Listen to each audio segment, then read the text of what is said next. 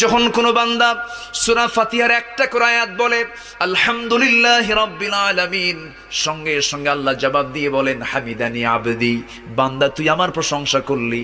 আর রহমানির রহিম যখন বলে আল্লাহ বলেন আসনা আলাইয়া আবদি। মালিক ইয়াউমিদ্দিন যখন বলে আল্লাহ বলেন মাজ্জাদানি আবদি। এরপরে যখন বলে ইয়াকা না'বুদু ওয়া ইয়াকা নাস্তাঈন পর্যন্ত যখন বলে আল্লাহ বলেন বান্দারে তুই আমার কাছে কি চাস, প্রাণ খুলে চারে বান্দা।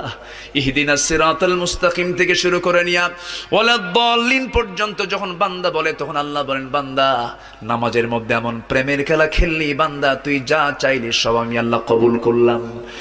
ওই বান্দা যখন রুকুতে যায় আল্লাহ তখন অস্থির হন।